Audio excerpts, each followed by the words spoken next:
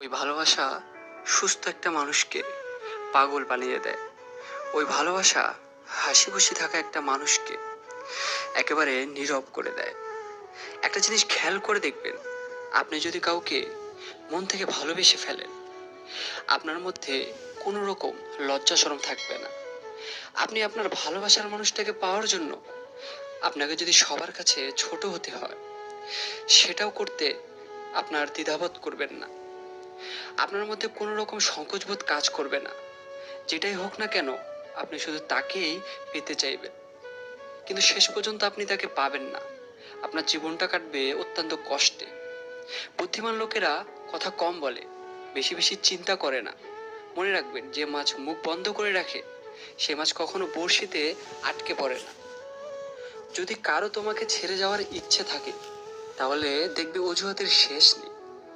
কেউ ঠকেছে শুরুতে, আর কেউ ঠকেছে শেষে। মানুষগুলো আজ মোটেও ভালো নেই সত্যিকারের ভালোবেসে। কেউ তোমার জীবন থেকে চলে যাওয়ার মানে হলো সঠিক মানুষটার আসার পথ তৈরি হয়ে যাওয়া। তাই ভুল মানুষের কোনো স্মৃতি মনের মাঝে রাখতে নেই, কারণ সে মানুষটা যেমন করে কষ্ট দিয়েছে, তার স্মৃতিগুলো তার মতোই সারাক্ষণ তোমাকে কষ্ট দিবে। তাই চলে যাওয়া মানুষটার জন্য আফসোস না করে, তার কথা না ভেবে নিজেকে অন্যভাবে সাজিয়ে তোলো। যে কষ্ট দিতে জানে সে কখনো ভালোবাসতে জানে না। ভালো থাকুক সত্যিকারের ভালোবাসা, সুখে থাকুক সত্যিকারের মানুষগুলো।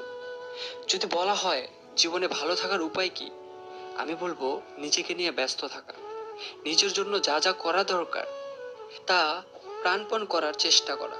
বোকা মানুষদের অন্য মানুষ এসে কষ্ট দেয় না। বোকা মানুষেরা নিজেদের ভুলে নিজেরাই কষ্ট পায়, এবং বারবার কষ্ট পেয়েও কেন জানি তাদের শিক্ষা হয় না। মন খারাপ হলে প্রথমেই যে মানুষটাকে ফোন করার কথা আপনার মাথায় আসে, সেই আপনার প্রকৃত বন্ধু। কেউ দেখে না তুমি তাদের জন্য কি করেছো, তারা শুধু দেখে তুমি তাদের জন্য কি করো নাই।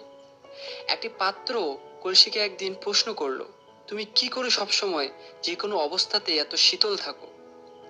কলসি বলল, আমি সবসময় মনে রাখি যে আমি মাটি দিয়ে তৈরি, আর একদিন মাটিতেই মিশে যাব। তাহলে কিসের রাগ, কিসের এত অহংকার?